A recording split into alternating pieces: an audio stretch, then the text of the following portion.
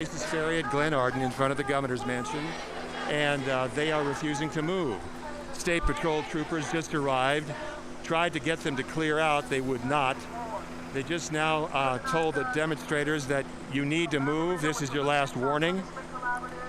And we're now going to find out if they're going to move or what's going to happen. So we are waiting. So police haven't to really... see if they will disperse or if the State Patrol will try to make them move. Have they indicated how they would make them move? Because I see dozens and dozens of people sitting there in the middle of the street.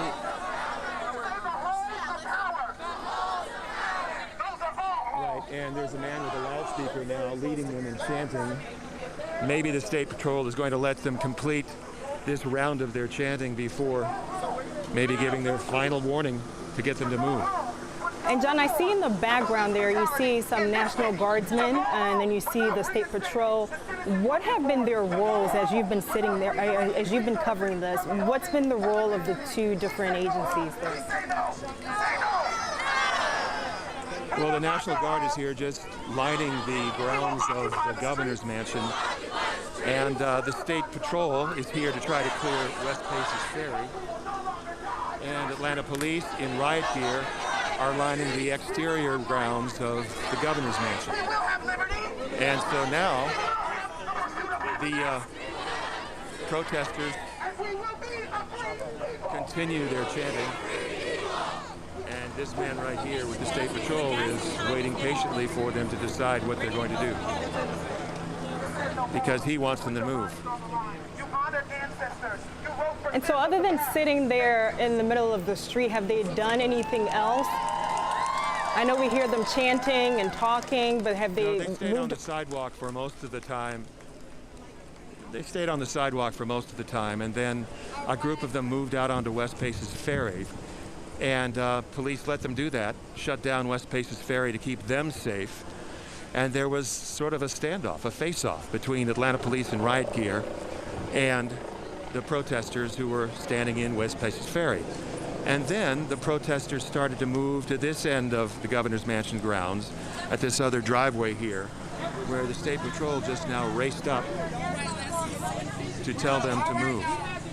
Now, I'm trying to hear the person with the loudspeaker.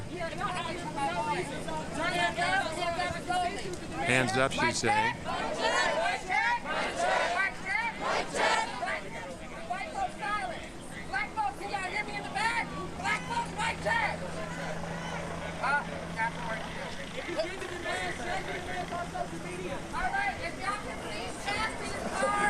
They are moving into us.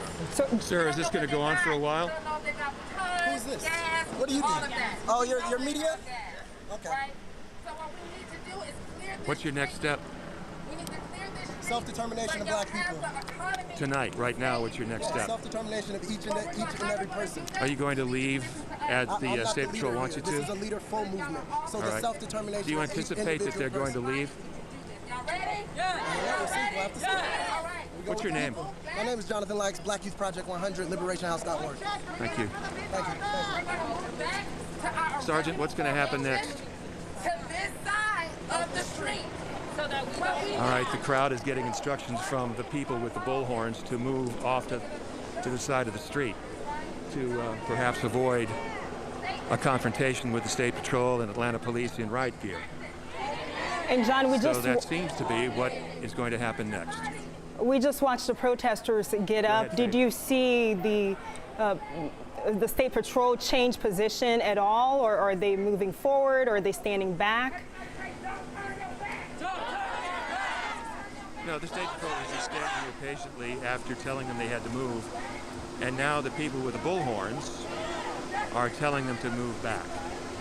So they're telling the crowd to move back, and it appears that people in the crowd are doing just that, moving back. Let's see if they move to the side.